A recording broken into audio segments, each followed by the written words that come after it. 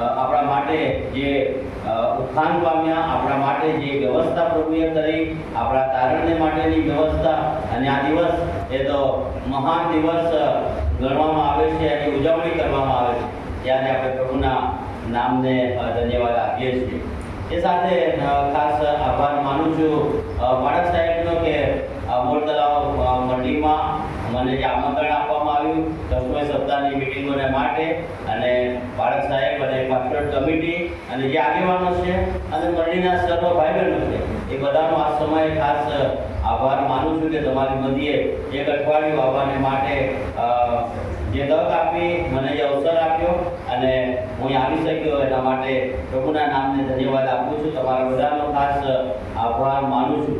છેલ્લા 8 દિવસથી હું અહીંયા છું ને આખા અઠવાડિયા દરમિયાન મને બહુ આનંદ થયો મોર તલાવ સીએનઆઈ મંડીની સાથે રહેવાનો અને મંડીની સાથે સંગત કરવાનો, મંડીમાં આત્મિક બાબતો બતાવવાનો, અને આ બધી જે તક પ્રભુએ આપી છે, ખાસ પ્રભુનો આભાર માનું છું।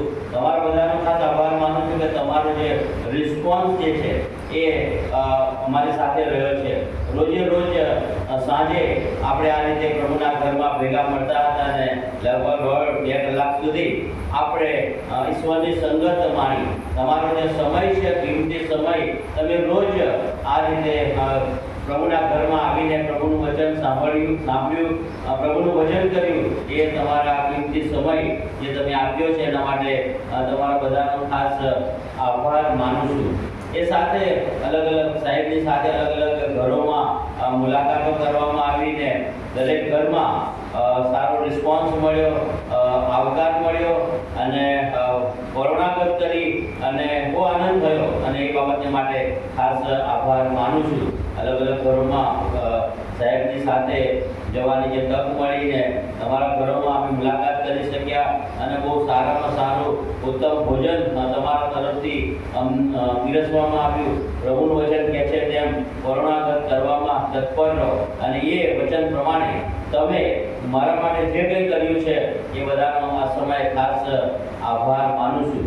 એ સાથે દાઉદભાઈ અને મોગરાબેનનો ખાસ આભાર માનું છું કે છેલ્લા 1 અઠવાડિયા દરમિયાન હું એમની સાથે છું ને બહુ જ ઉત્તમ અને સારી વ્યવસ્થા એમના ઘરમાં મને પ્રાપ્ત થઈ છે। મોગરાબેન રોજ સવારે જુદો જુદો ચા અને નાસ્તો બનાવે, અને એમનાથી થતું નથી ઊભા રહીને કામ કરવું, પણ એમણે મારા માટે જે કોરોનાગત કરી છે ત્યારે મોગરાબેનનો ખાસ આભાર માનું છું ને દાઉદભાઈનો પણ ખાસ આભાર માનું છું। તમારા બધાનો આભાર માનું છું, કારણ કે તમે અમારા માટે જે કર્યું છે અને એનો બદલો, એનો આશીર્વાદ, એનું પ્રતિફળ એ પ્રભુ ચોક્કસ તમને આપશે, કારણ કે પ્રભુના નામમાં તમે એ કર્યું છે। અને પ્રભુનું વચન 1 કોરિન્થી 15મો અધ્યાય અને 58મી કલમમાં કહે છે કે પ્રભુમાં તમારું કરેલું કામ એ કદી નિરર્થક જવાનું નથી, અને પ્રભુ ચોક્કસ એનો આશીર્વાદ તમને આપ્યા વિના રહેશે નહીં। પ્રભુના નામને ખાસ ધન્યવાદ આપું છું ને તમારા બધાનો ખાસ આભાર માનું છું। વિપિનભાઈનો ખાસ આભાર માનું છું। રમીલાબેનનો એમણે અમારા માટે જે કંઈ કર્યું છે એના માટે વિપિનભાઈના પરિવારનો આભાર માનું છું। હંસાબેનનો આભાર માનું છું કે હંસાબેનના ઘરમાં છેલ્લા 4 દિવસથી સળંગ અમને બપોરના સમયે કેરીનો જ્યુસ અમને આપવામાં આવે, અને મારું જે શરીર છે, શરીરનો જે બંધારણ છે એ તો લૂનું બંધારણ છે। ગરમી મારાથી સહન થતી નથી, અને ગરમીની તરત જ અસર મને થઈ જાય છે, લૂ લાગી જાય છે, પણ કેરીનું શરબત એ લૂની સામે એ રક્ષણ આપે છે। અને છેલ્લા 4 દિવસથી હંસાબેનના ઘરમાં એ સુંદર કેરીનો જ્યુસ આપવામાં આવે છે, ત્યારે હંસાબેનનો અને દીકરી નેન્સીને પણ કીધું નામ છે એ કુટુંબનો ખાસ આભાર માનું છું। જેન્સીનો ખાસ સમયે આભાર માનું છું। તમારા બધાનો ખાસ આભાર માનું છું। ક્વાયરનો આભાર માનું છું। બહુ સુંદર ગીતો ગાવામાં આવ્યા અને બહુ જ સુંદર વાતાવરણ આ મોટી સભાની અંદર રોજે રોજ આપવામાં આવ્યું, એના માટે ખાસ ક્વાયરનો આભાર માનીએ છીએ, જુવાનોનો આભાર માનીએ છીએ। એ સાથે મારો જે આવકાર કરવામાં આવ્યો ફરીથી આ ફૂલ આપીને એના માટે આભાર માનું છું। જે પ્રેમ ભેટ આપવામાં આવી મંડી તરફથી એના માટે મંડીનો ખાસ આભાર માનું છું।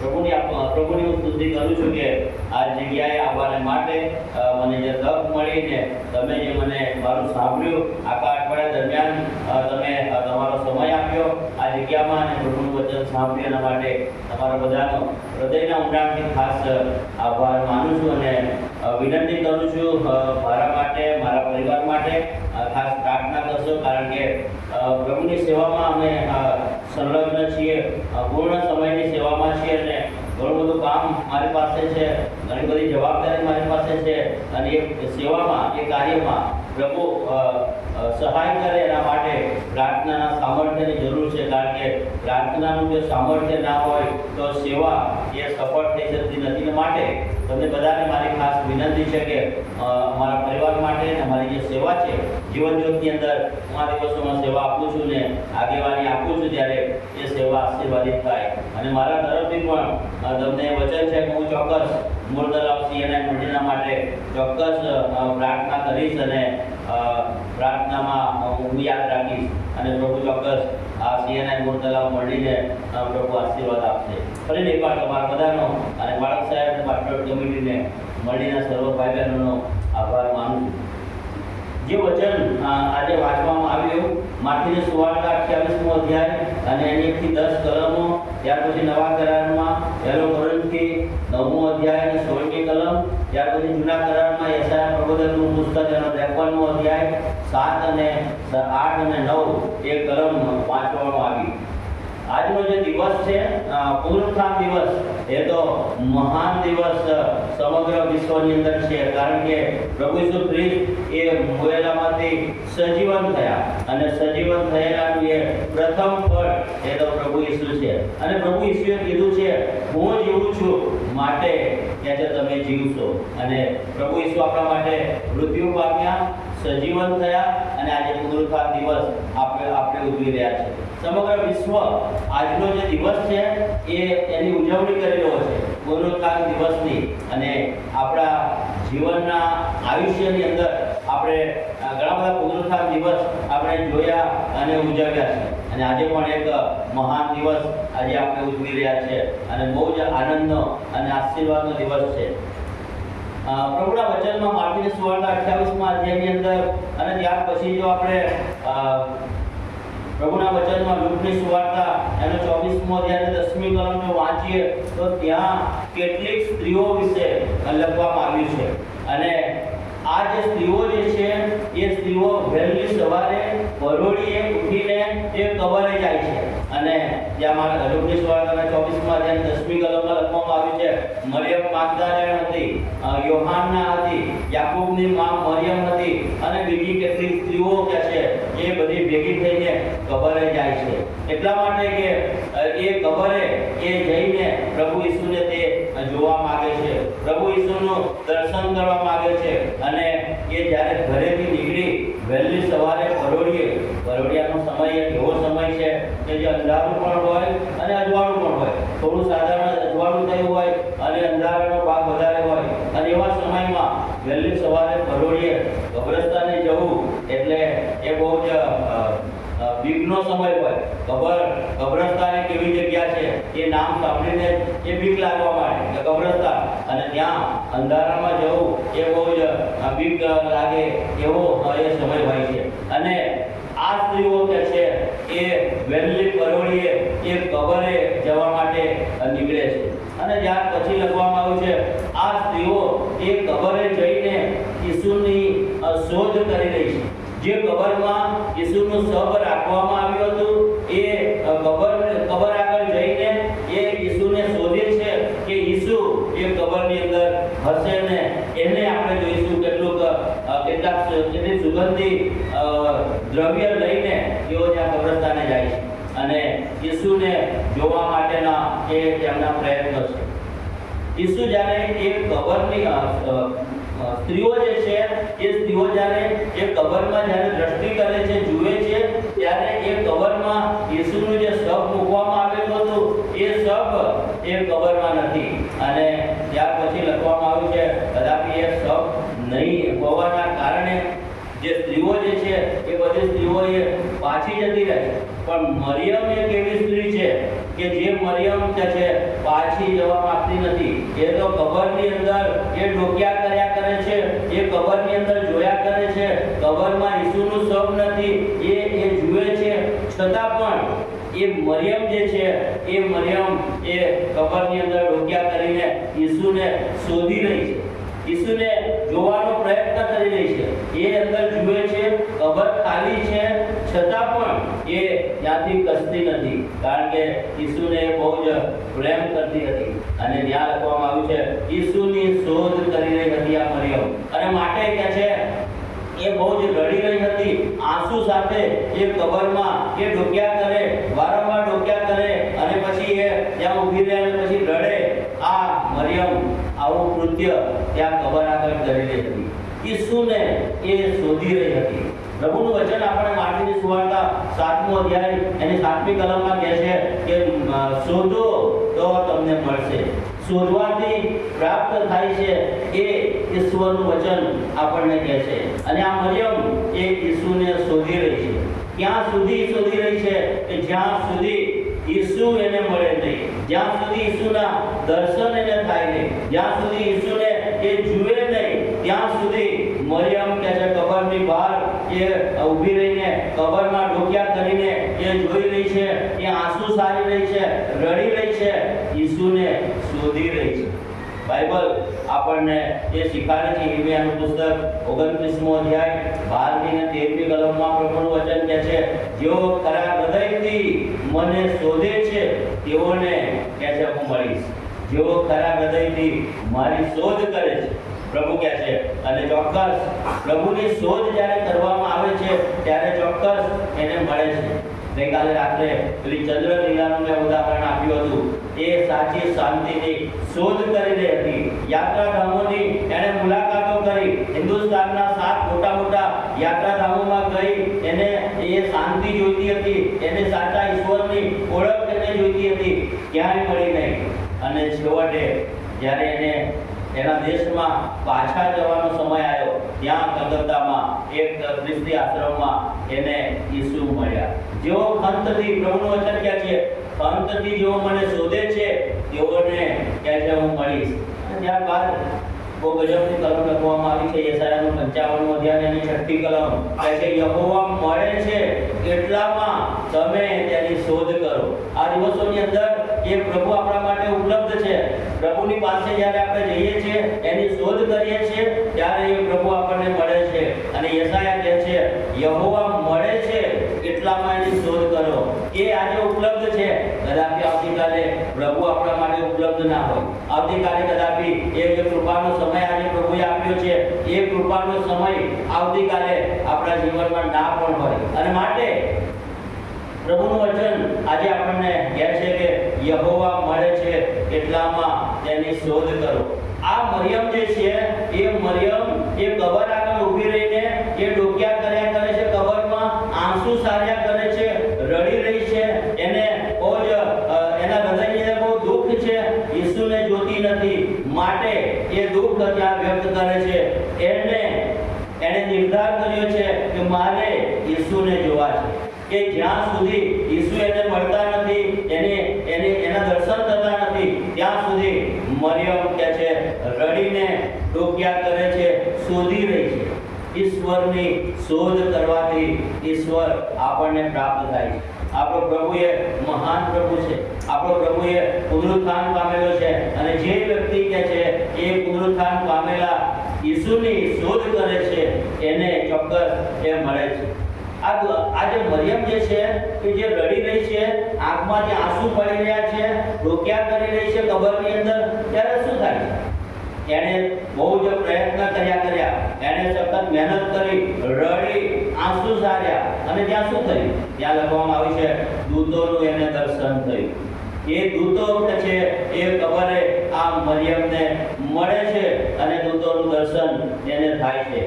યોહાનની સુવાર્તા 20મો અધ્યાય એની 11મી કલમમાં આપણે જોઈએ છે, એને શોધ્યા કર્યું, ઈસુની શોધ કર્યા કરી. જ્યાં સુધી ઈસુ એને મળ્યા નહીં ત્યાં સુધી એણે શોધ કર્યા કરી. અને છેલ્લે એનો જે પ્રયત્ન હતો, એની જે મહેનત હતી, એ સફળ થાય છે અને દૂતોનું એને દર્શન થાય છે. આજે આપણે પુનરુત્થાનનો જે સંદેશો જે છે એ પુનરુત્થાનનો સંદેશો એમાં 3 શબ્દો લખેલા છે અને એ 3 શબ્દો પર આજે આપણે વર્ણન કરવાના છે અને એ આજનો પુનરુત્થાનનો સંદેશો છે. અને જે કલમ આપણે વાંચી છે માર્કની સુવાર્તા 28મો અધ્યાય એમાં 6ઠ્ઠી અને 7મી કલમમાં એ 2 શબ્દો જે છે 3 શબ્દો એ 3 શબ્દો વિશે ત્યાં લખવામાં આવ્યું છે. જો 6ઠ્ઠી કલમ વાંચો ત્યાં લખ્યું છે તે અહીં નથી કેમ કે તેના કહ્યા પ્રમાણે તે ઉઠ્યો છે. આવો ને જ્યાં પ્રભુ સૂતો હતો તે જગ્યા જુઓ અને વહેલા જઈને તેના શિષ્યોને કહો. અહીંયા 6ઠ્ઠી ને 7મી કલમમાં આ 3 શબ્દો બહુ જ બે અક્ષરના શબ્દો છે.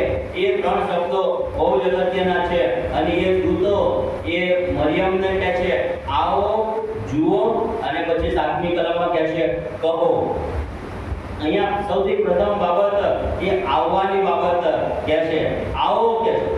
અને આજે પ્રભુનું વચન આપણને કહે છે માર્કની સુવાર્તા 11મો અધ્યાય અને 28મી કલમમાં લખ્યું છે. પ્રભુ કહે છે ઓ વૈકૃત કરનારાઓ તથા ભારથી લદાયેલાઓ તમે સગળા મારી પાસે આવો અને હું તમને વિશ્રામ આપીશ. પ્રભુ ઈસુ એ બોલાવી રહ્યો છે જગતના લોકોને, મને ને તમને. પ્રભુ કહે છે આવો હું તમને વિશ્રામ આપીશ. આવવાની વાત ત્યાં લખવામાં આવી છે. પ્રભુની પાસે આવવું એ બહુ જ અગત્યની બાબત છે. પ્રભુ બોલાવે છે. આજે કેટલા બધા લોકો એવા છે જે પ્રભુ બોલાવે છે ત્યારે બહુ ઓછા લોકો એવા છે કે જે લોકો પ્રભુની પાસે જાય છે, પણ પુષ્કળ લોકો એવા છે પ્રભુનું જે આમંત્રણ છે આમંત્રણનો સ્વીકાર કરતા નથી, પ્રભુની પાસે આવતા નથી. મોર તલાવની અંદર કેટલા બધા લોકો છે, પણ મોર તલાવની અંદર અહીંયા બેઠેલા બહુ ઓછા ગણતરીના લોકો અહીંયા બેઠેલા છે. પ્રભુ બધાને કહે છે આવો ઓ વૈકૃત કરનારાઓ, હું તમને વિશ્રામ આપીશ, મારી પાસે આવો. અને આપણે બહુ ગણતરીના લોકો પ્રભુની પાસે આવ્યા છે. બીજા બધા લોકો છે કે જે લોકો પ્રભુ આમંત્રણ આપે છે છતાં એ આવતા નથી.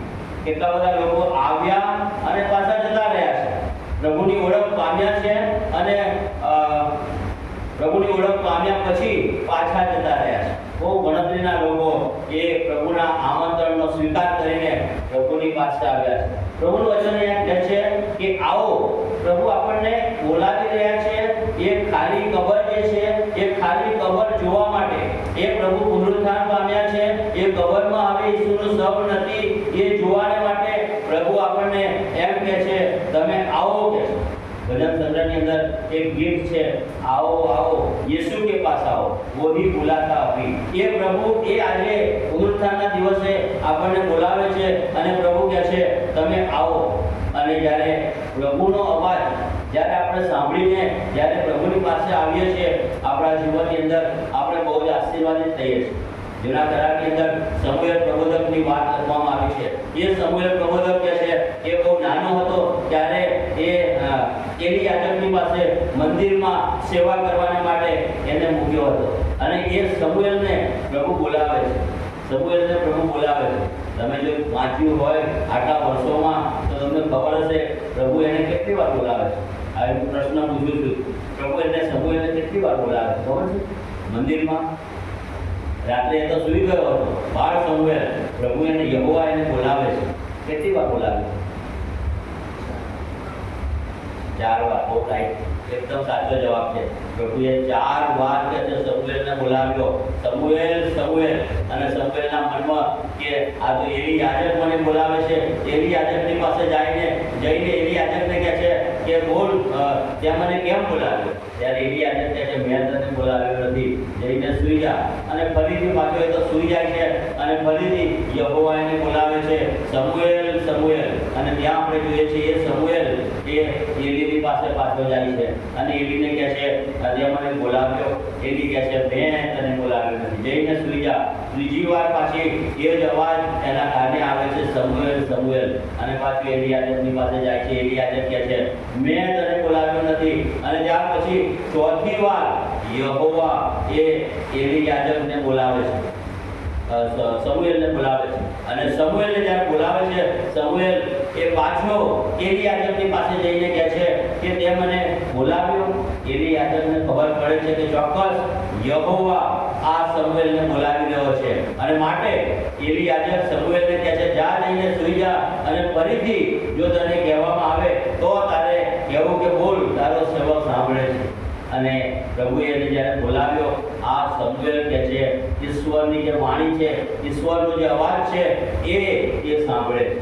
અને જ્યારે પ્રભુની વાણી, પ્રભુનો અવાજ જ્યારે સાંભળે છે ત્યારે શું થાય છે? ત્યાં લખવામાં આવ્યું છે કે એ સમુએલ ઇસ્રાયલની અંદર મોટો પ્રબોધક થઈ ગયો. એ બહુ જ મહાન વ્યક્તિ એ સમુએલ થઈ જાય છે. ઈશ્વરનો અવાજ સાંભળીને ઈશ્વરની પાસે જ્યારે જાય છે ત્યારે લખવામાં આવ્યું છે કે એક મહાન વ્યક્તિ થયો. ઈશ્વરની પાસે જવું, બાઇબલ આપણને એમ કહે છે ઈશ્વરની પાસે જવું એમાં કહે છે મારું કલ્યાણ છે. ગીતશાસ્ત્રમાં દાઉદ ભક્ત કહે છે ઈશ્વરની પાસે જવામાં આપણું કલ્યાણ છે, ઈશ્વરની પાસે જવામાં આપણને આશીર્વાદ છે, ઈશ્વરની પાસે જવામાં આપણને લાભ છે. એ પ્રભુનું વચન એ આપણને કહે છે અને પ્રભુનું વચન આપણને સમજાવે છે. નવા કરારમાં જાકીને આપણે બહુ સારી રીતે ઓળખીએ છીએ કે જાકી કહે છે કે એના જીવનની અંદર ઈસુની વાત એણે સાંભળી હતી. ઈસુના ગૌરવ, ઈસુના ચમત્કારો એ એણે સાંભળ્યા હતા, ઈસુને જોયા નહોતા. અને એક દિવસે કહે છે ઈસુ એ જાકીના ગામમાં એ યરીકોમાં આવે છે ત્યારે જાકીને એવું મન થાય છે મારે ઈસુને જોવા છે, કે એ ઈસુ ચમત્કાર કરે છે, મહાન કામ કરે છે, એ કેવા છે, મારે એને જોવા છે. અને એને શું કર્યું? એને સખત મહેનત કરી. એ કદાપી ઝાડ પર ચડવાની એક પ્રેક્ટિસ એની પાસે નહીં હોય, પણ એના મનમાં એને નિર્ધાર કર્યો મારે ઈસુને જોવા છે. અને એણે પ્રયત્ન કર્યો, મહેનત કરી, ઝાડ પર ચડીને એ બેસી ગયો ઈસુને જોવા માટે. અને ઈસુ જ્યારે ત્યાંથી પસાર થયા, એ ઝાડની નીચે આવીને ઈસુ જ્યારે ઉપર જુએ છે, ઉપર તો ઝાંકી બેઠેલો છે. અને ઈસુ શું કહે છે? હે ઝાંકી, તું નીચે ઉતરી આવ. અને ઝાંકી શું કરે છે? ઈસુનો અવાજ સાંભળે છે. અને ઈસુનો અવાજ સાંભળીને એ તરત જ ઝાડ પરથી નીચે આવે છે. અને ઈસુ જાકીના ઘરે જાય છે, જાકીના ઘરે ભોજન કરે છે, જાકીના ઘરે જાકી ઈસુની કરુણાગત કરે છે. પ્રભુ એને બોલાવે છે, જાકી તું જલ્દી નીચે ઉતરી આવ. આજે પ્રભુ મારું ને તમારું નામ થઈને આપણને બોલાવે છે. પ્રભુ જ્યારે આપણને બોલાવે છે ત્યારે એની વાણી આપણે સાંભળીએ, પ્રભુની પાસે જઈએ, એમાં આપણું કલ્યાણ છે. ઈશ્વરનો અવાજ, બાઇબલ આપણને કહે છે જેને સાંભળવાને કાન હોય એ સાંભળે. સાંભળવાને માટે કાન તો પ્રભુએ બધાને આપેલા છે, પણ જેને સાંભળવાને કાન, શું સાંભળવાને? ઈસુની વાણી સાંભળવાને, ઈસુનો અવાજ સાંભળવાને. જેની પાસે કાન હોય એ કે જે સાંભળે અને એ ઈસુની પાસે, પ્રભુની પાસે આવે. શું પ્રભુની વાણી કે પ્રભુનો અવાજ આપણે સાંભળીને પ્રભુની પાસે આપણે આવીએ છીએ? પ્રભુની પાસે આવીને પ્રભુની સાથે આપણે સંગત કરીએ છીએ? પ્રભુ આપણને બોલાવે છે. અહીંયા લખવામાં આવ્યું છે આવો, તું તો કહે છે, મરિયમે કહે છે આવો અને જુઓ કહે છે. આવવાની વાત ત્યાં લખવામાં આવી છે. પ્રેરિતોના કૃત્યની પ્રકટીકરણની અંદર, પ્રકટીકરણ 3:20માં એમ લખવામાં આવ્યું છે પ્રભુ કહે છે આપણને ત્યાં બોલાવે છે એની સાથે જમવાને માટે, એની સાથે ભોજન કરવાને માટે. અને જે કહે છે સાંભળે છે, આવે છે, પ્રભુ કહે છે હું એની સાથે ભોજન કરીશ અને તે મારી સાથે ભોજન કરશે. પ્રભુ આપણી સાથે સંગત કરવાને માટે પ્રભુ એની પાસે આપણને બોલાવે છે. અને આ પુનરુત્થાનનો સંદેશો છે. પ્રભુ કહે છે આવો. અને ત્યાર પછી આપણે જોઈએ છીએ પ્રભુ જ્યારે બોલાવે છે, આજે જો પ્રભુ આપણને બોલાવે છે તો ક્યાં બોલાવે છે? કોઈ કહેશે પ્રભુ આપણને એમ કહે છે કે તમે આવો, તો પ્રભુ આપણને બોલાવે છે તો પ્રભુ આપણને ક્યાં બોલાવે છે? શું યરુશલેમની અંદર જ્યાં પ્રભુ ઈસુની કબર છે ત્યાં એ કબરને જોવા માટે પ્રભુ આપણને બોલાવે છે? પ્રભુ ક્યાં બોલાવે છે? આ એક પ્રશ્ન છે. કોઈ કહેશે એનો જવાબ આપશે કે પ્રભુ આપણને ક્યાં બોલાવે છે? આજે પ્રભુ આવવાનું કહે છે, આજનું જે વચન છે, આજનો જે સંદેશો છે, પ્રભુ કહે છે આવો, પણ ક્યાં આવવાનું? તો દાઉદભાઈના ઘરે કે પછી ઇલિયાસભાઈના ઘરે પ્રભુ બોલાવે છે? ક્યાં બોલાવે છે? કોઈ કહેશે પ્રભુ આપણને બોલાવે છે, અહીંયા પ્રભુ બોલાવે છે. પ્રભુનું રહેવાનું સરનામું એ તો અહીંયા છે. પ્રભુનું સ્થાન એ તો અહીંયા છે અને અહીંયા પ્રભુ આપણને બોલાવે છે. પ્રભુ કહે છે આવો. અને જ્યારે માણસ અહીંયા જાય છે, રોજે રોજ આ જગ્યાએ જાય છે, પ્રભુ એને આશીર્વાદ આપે છે. પ્રભુ આજે આપણને બોલાવે છે આવો, પ્રભુની પાસે જવાનું છે. આ જગ્યાએ અહીંયા પ્રભુની હાજરી છે, અહીંયા પ્રભુનું સ્થાન છે. એ જગ્યાએથી પ્રભુ આજે આપણને બોલાવે છે કે તમે આવો.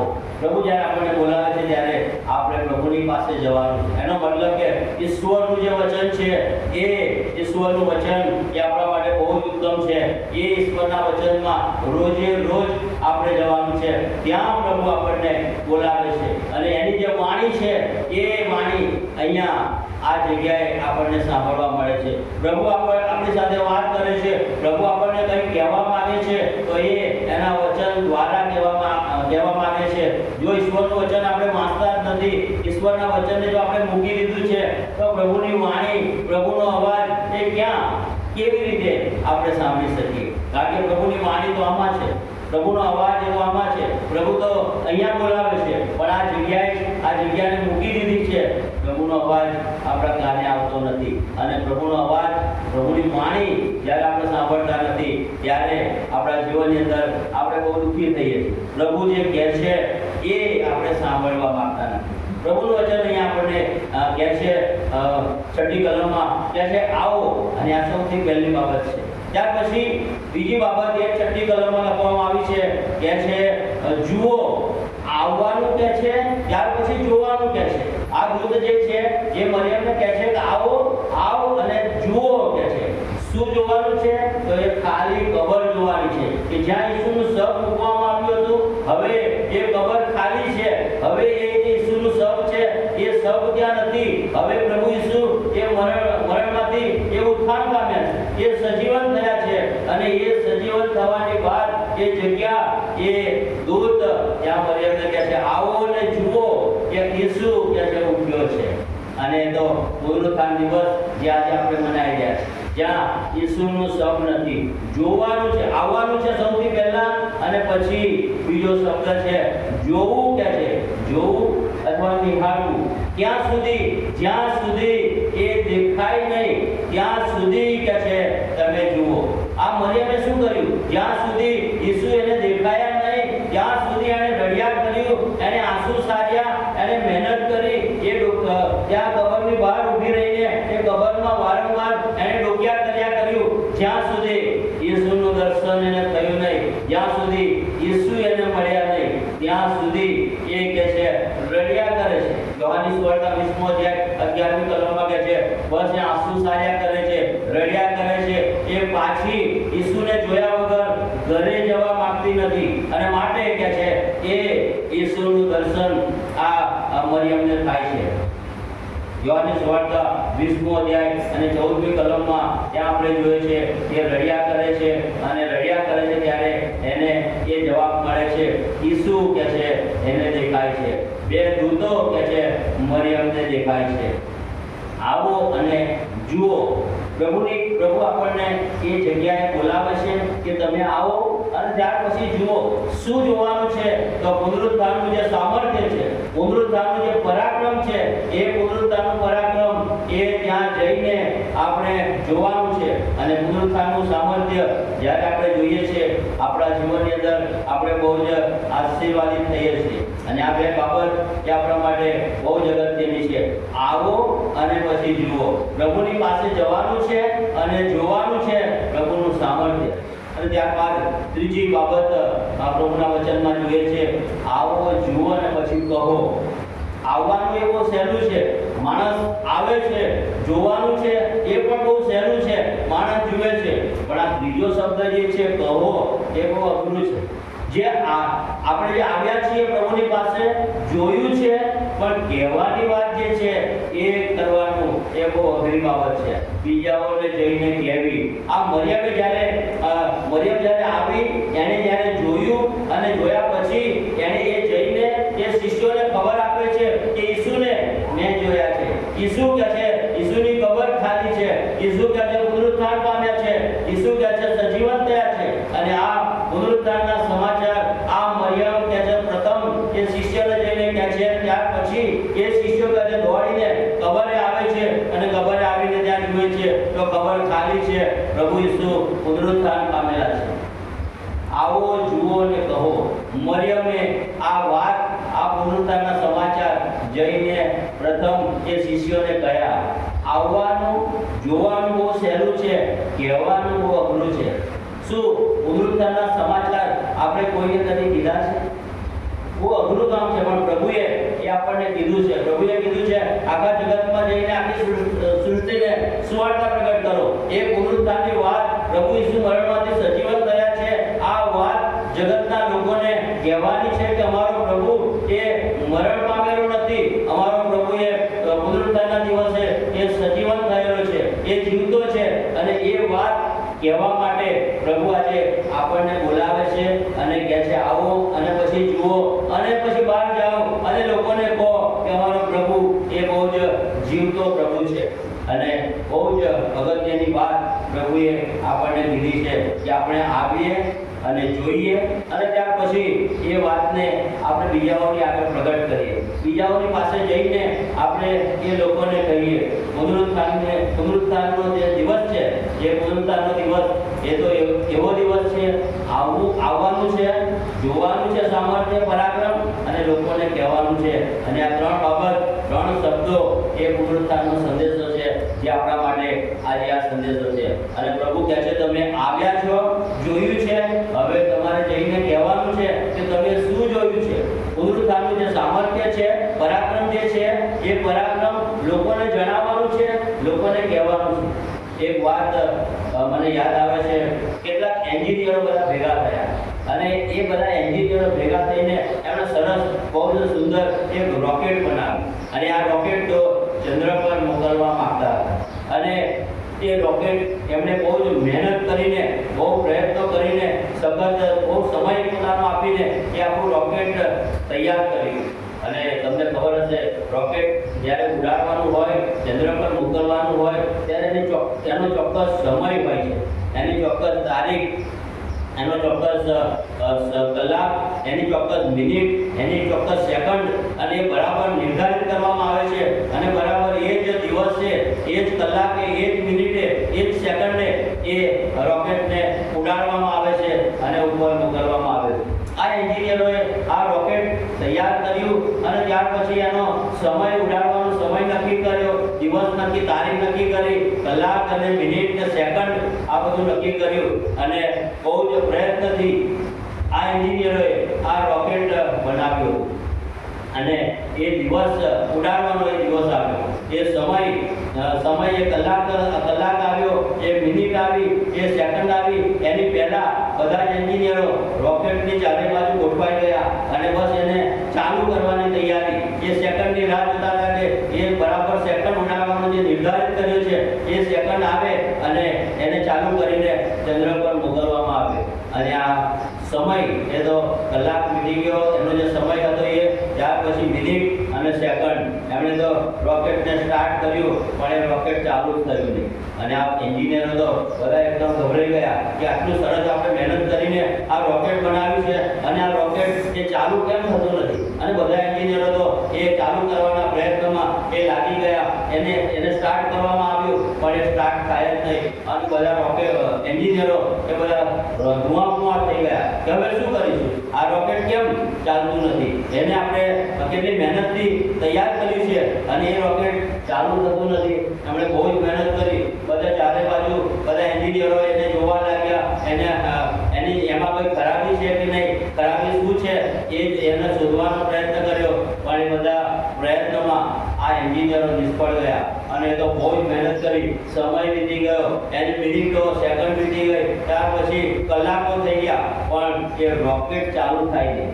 હવે એ જે રોકેટ જે જગ્યાએ એમણે મૂક્યું હતું, બનાવ્યું હતું, એની ચારે બાજુ તારની વાડ એ કોર્ડન કરેલી હતી. અને તારની વાડ એટલા માટે કે કોઈ બહારની વ્યક્તિ એ અંદર આવી જાય નહીં, માટે એ તારની વાડ કરેલી હતી. અને તારની વાડની પેલી બાજુ બહાર એક ભરવાડ હતો જે પોતાના ઘેટા ચરાવતો હતો અને પોતાના ઘેટા ત્યાં ચરતા હતા. અને આ ભરવાડ એની લાકડી લઈને એ તારની વાડમાંથી એ જોઈ રહ્યો હતો કે કેટલાક માણસો કે છે કંઈક લાંબુ કંઈક કશું બનાવ્યું છે અને એને કંઈક ચાલુ કરવાનો પ્રયત્ન કરી રહ્યા છે, કંઈક એ હેરાન થયેલા અને પરેશાન થયેલા છે આ ભરવાડ આ બધું જોઈ રહ્યો હતો. અને આ ભરવાડને એવું થયું કે આ લોકો જે કરે છે એ કંઈક મુશ્કેલીમાં હોય એવું ભરવાડને લાગ્યું. અને આ ભરવાડે તો ધીમે રહીને તારની વાટ કૂદીને એ તો અંદર ગયો અને અંદર જઈને એન્જિનિયરોને કહે છે શું થયું. પણ આ તો મોટા એન્જિનિયરો આ ભરવાડને ક્યાં એની સાથે વાત કરે. ભરવાડ પેલો ગામડાનો ગવાર, એને કોઈ અભણ માણસ, એને કોઈ જ્ઞાન નહીં, એને કશું નહીં, એને ક્યાં જવાબ આપે. કારણ કે એ રોકેટને ચાલુ કરવાના પ્રયત્નમાં આ એન્જિનિયરો લાગેલા હતા. અને આ ભરવાડ જે છે એ ભરવાડ પાછું એમને પૂછ્યું કે તમે શું કરો છો, શું થયું છે, કંઈક મુશ્કેલી હોય તો હું એમાં તમને કંઈક મદદ કરી શકું. આ એન્જિનિયરો જ્યારે સાંભળે છે ત્યારે એ મનમાં એને તો જવાબ આપતા નથી, પણ મનમાં કહે છે કે આ ગવાર એ શું અમારી મદદ કરવાનું, આટલું મોટું આ રોકેટ એને ચાલુ કરવામાં. પણ પેલો ભરવાડ તો બસ કહેતો જ રહ્યો કે હું તમને કંઈક મદદ કરું, આ તમે જે કરો છો એ ચાલુ કરવાનું થતું નથી, હું તમને કંઈક મદદ કરીને ચાલુ કરવામાં હું તમારી સહાયતા કરી શકું. પેલા થાકીને હારીને આવું બધું સાંભળીને એન્જિનિયરો કહે છે અમે આ રોકેટ બનાવ્યું છે, એની સ્વિચ છે, ચાલુ થતું નથી. તો કહે છે હું એમાં મદદ કરી શકું. તો એન્જિનિયરો બધા હસવા લાગ્યા. આ ગામડાનો ગવાર કહે છે આ રોકેટને શું ચાલુ કરવા. અને પછી આ ભરવાડ કહે છે એન્જિનિયરોને કહે છે રોકેટની સાથે તમે થઈ જાઓ અને આ રોકેટને કહે છે તમે ડાબી બાજુ કહે છે નમાવો કહે છે. આ બધા એન્જિનિયરો તો હસવા લાગ્યા કે આ ગામડાનો ગવાર ભરવાડ એ શું કહે છે આ રોકેટને ડાબી બાજુ એ નમાવાનું કહે છે. અને બધા એન્જિનિયરો કહે છે આ નમાવી શકાય નહીં. તો ભરવાડ કહે છે તમે એકવાર નમાવીને જુઓ કહે છે. ભરવાડ કહેતો જ રહ્યો. આ એન્જિનિયરો ભેગા થઈને કહે ચલો ભરવાડ કહે છે એકવાર આવું કરી તો જોઈએ. અને આ બધા એન્જિનિયરોએ તો રોકેટને પકડીને શેક ડાબી બાજુ શેક નમાવ્યું અને ડાબી બાજુનો ભાગ એને નીચો કર્યો. અને ભરવાડ કહે છે ખાલી એને પાછું ઊભું કરી દો, હવે સીધું કરી દો. અને આ એન્જિનિયરોએ પાછું સીધું કરી દીધું. અને ત્યાર પછી ભરવાડ કહે છે હવે સ્વિચ દબાવો કે. અને જેવી સ્વિચ દબાવી અને રોકેટ તો ઉડીને સીધું ચંદ્ર પર જવા લાગ્યું. અને એન્જિનિયરો તો બધા શોક થઈ ગયા કે આ ભરવાડ કહે છે ગામડાનો ગવાર ભણેલ અભણ કહે છે અને એને કહે છે આ રોકેટ ચાલુ કરવામાં મદદ કરી, એને કેવી રીતે આ જ્ઞાન કહે છે. અને એન્જિનિયરોએ તો પછી આ ભરવાડને પૂછ્યું કે તને કેવી રીતે ખબર કે આ રોકેટને આવી રીતે ચાલુ થાય. તો આ ભરવાડ કહે છે મારા ઘેર એક બજાજનું જૂનું સ્કૂટર છે અને કહે છે સવારમાં કહે છે હું કિકો માર્યા કરું પણ એ ચાલુ જ ના થાય. અને પછી ત્યારે હું ડાબી બાજુ શેર નમાવું અને નમાવીને પાછું ઊભું કરું અને કિક મારું એટલે ફટાક દઈને કહે છે એ તો ચાલુ થઈ જાય. એટલે મને ખબર છે કે નમાવાથી કહે છે ચાલુ થઈ જાય. ઘણી બધી વાત આપણા જીવનની અંદર આવું બને છે કે આપણે જાણતા હોવા છતાં ઘણી બધી વાત આપણને ખબર હોતી નથી. આપણે બહુ સામાન્ય વ્યક્તિ છીએ, આપણે પ્રભુની નજરમાં મૂર્ખ છીએ, પ્રભુની નજરમાં વિચાર વગરના છીએ. પણ પ્રભુ આજે આપણો ઉપયોગ કરવા માંગે છે. પ્રભુ આજે આપણને એ કહેવા માંગે છે કે તમે આવ્યા છો, જોયું છે, હવે બહાર જઈને તમારે કહેવાનું છે કે અમારો પ્રભુ એ પુનરુત્થાન પામેલો છે. આપણે સામાન્ય છીએ, અજ્ઞાન છીએ, પ્રભુની દ્રષ્ટિમાં વિશાળ વગરના છીએ, પેલા ભરવાડ જેવા. પણ પ્રભુ આજે મારો ને તમારો એની સેવા માટે ઉપયોગ કરવા માંગે છે. શું પ્રભુ ઈસુના પુનરુત્થાનના સમાચાર આપણે કોઈને આપ્યા છે? આ મરિયમ કહે છે આવી અને જોયું અને ત્યાર પછી કહે છે એ ગઈ અને એના શિષ્યોને કીધું કે ઈસુ કહે છે ઉઠ્યો છે, ઈસુ પુનરુત્થાન પામ્યો છે, ઈસુ કહે છે મરણમાંથી એ પાછો ઉઠ્યો છે. અને આ વાત એ મરિયમે કહે છે જઈને પ્રથમ સમાચાર પુનરુત્થાનની વાત એ એના શિષ્યોને જઈને કહે છે.